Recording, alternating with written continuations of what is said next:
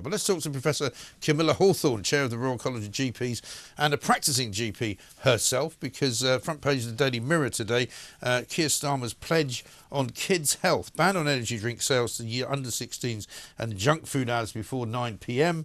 Also a guarantee of an extra 100,000 dental appointments for children. This comes on top of a promise for free breakfast for children coming to school in the mornings as well. Not clear how much all this is going to cost, but let's ask Professor Camilla what she can tell us. Camilla, very good morning to you. Good morning. Good morning. I mean, unfortunately, I suppose this suggestion that under-16 should be banned from buying energy drinks comes around about the same time that some people in the Labour Party are suggesting 16-year-olds should be given the vote. So it'd be a bit ironic, wouldn't it, if you could, on your way down to the polling booth to vote for your local politician, you're not allowed to buy an energy drink at the same time. Yes, I suppose so. I mean, I think there's no doubt that energy drinks contain a lot of rubbish in them as well that's not good for you generally. I think the question was being said on the radio earlier this morning about maybe everybody should be banned from drinking energy drinks.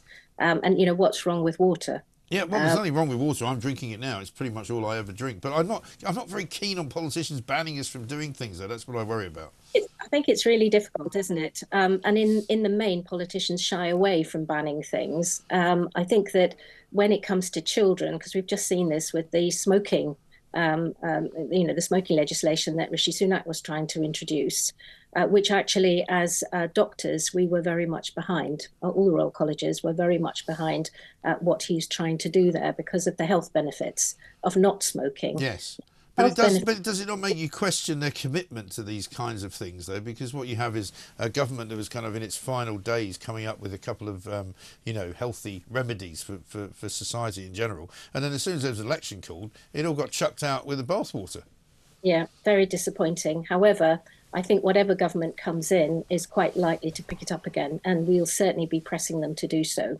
I did go to a parliamentary meeting just before the election was called, and it was represented by people from all the major political parties, and they were all very pro the idea. So hopefully we'll get it through in the end. Yes, possibly so. But I mean, I think generally speaking, as a country, we don't like being told what to do. I know that the medical establishment and people like yourselves will always say, oh yes, but this is better for you, this will be healthier for you. But people generally speaking, I think, if you ask them, would rather make the choice rather than have it made for them. Of course they do. And certainly the culture of general practice is co-production with patients, as we call it, which is guidance rather than telling. Yeah. And that works much, much better. Why on earth should somebody listen to you and then go and do what you say just because you've told them to? You've got to the right thing. And also that brings us back to things like, child dental appointments, I think everybody would agree with. But again, there's a parental role in this as well. Obviously you can't get your child a dentist. Obviously that's not a good situation. But you can get your child to clean their teeth, surely. And people are getting their children to clean their teeth. I don't think we should be dissing parents as such. It's just that it's so difficult to get the regular dental checks that children need currently. And they're not getting. No, I know, but Keir Starmer was up in Liverpool a couple of weeks ago saying that he was visiting children's wards where children were actually in hospital having teeth removed because they were rotten. Now, you don't get rotten teeth because you haven't got a dentist. You get rotten teeth because you're not cleaning them properly. It's both. Having that dentist, having that dental hygiene, having the dental advice, being told about how to keep your teeth and your gums healthy. It's all part of the process. But I agree, it's also about what you're eating and what you're not eating. And certainly we should be paying much more attention to a much healthier diet. Yeah. In general, we're the most overweight country in Western Europe, which is shameful. And why do you think that is? Well, I think it's partly due to the cost of living crisis. I think it's partly that people can't afford or feel they can't afford healthier food, although there are ways of eating healthier food at a low cost. Healthier food is a lot cheaper than unhealthy food. It can be. Well, it is. Well, it depends on what you're buying, of course. I'll take you to the local supermarket and I'll whip you around in 5 minutes. I'll make enough stuff to make vegetable soup with a bit of ham in it. It costs absolutely nothing at all. Absolutely, and people need to be ready to do that sort of thing. I completely agree. It's a combination of things.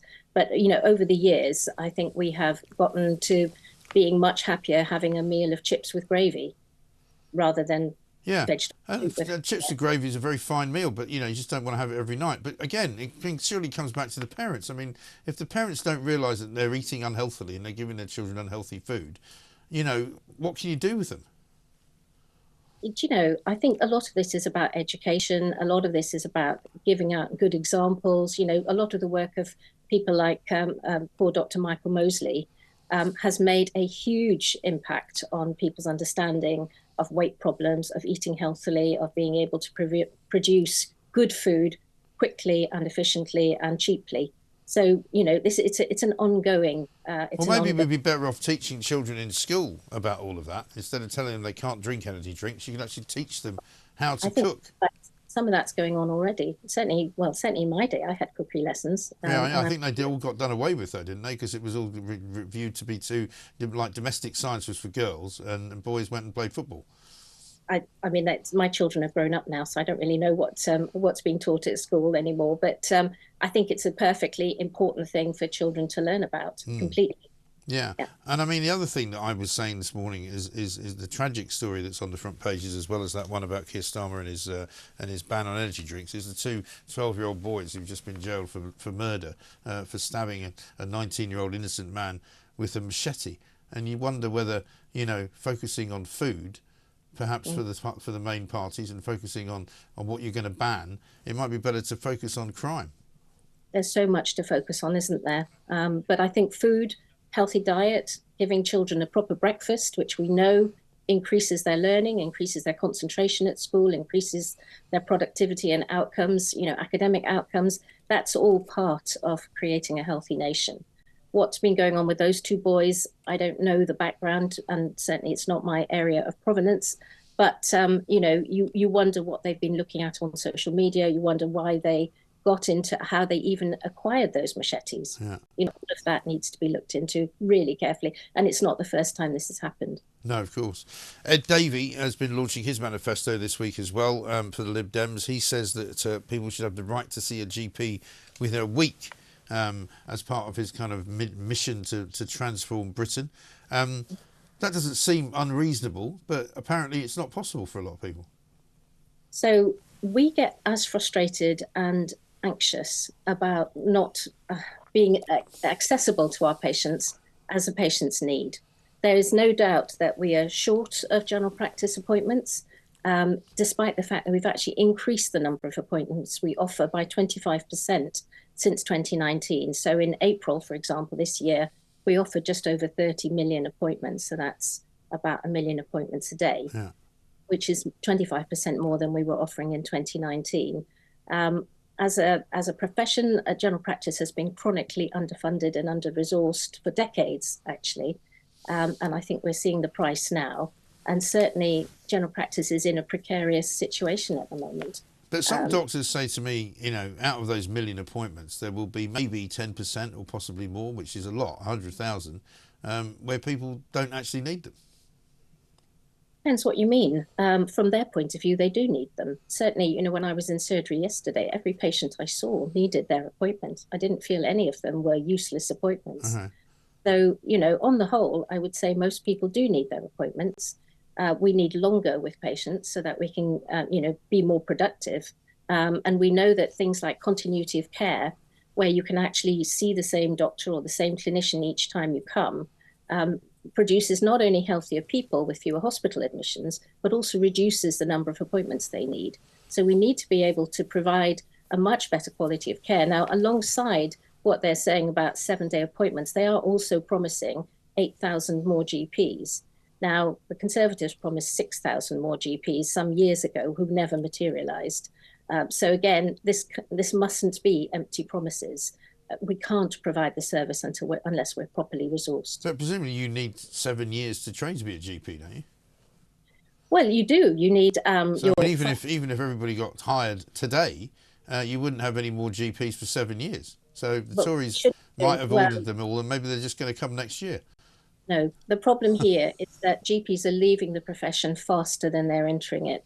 And that's because of really impossible workload and burnout. So what we're seeing is that 4,000 plus new GPs are coming into the profession every year, but more than that are leaving. So we're actually about 880 GPs short of where we were in 2019, while providing 25% more appointments. So really what we should be looking at here is retention. This is part of our RCGP, Royal College of GPs manifesto, the importance of retention, finding ways to keep people happy in their jobs so that they stay and don't retire early Yeah. and don't head to Canada or Australia. And don't move to a 3-day week, which a lot of them do as well, because they find that it doesn't actually make money for them to work 5 days a week, which I think must Not have an about, impact. On appointments as well.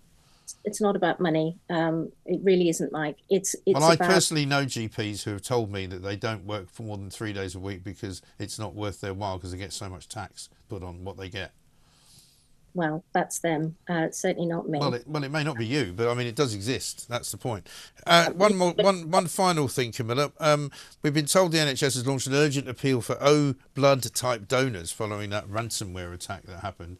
Have you got problems with people coming in asking for anything to do with that? no, I've not had anybody come in with queries about it. So maybe that's something that we should be publicising a lot more. Well, that's what I just did. Thank you. Thank you. Not at all. Professor Camilla Hawthorne, thank you very much indeed. Chair of the Royal College of GPs and a practising GP, and certainly not working a 3-day week, like an awful lot of them.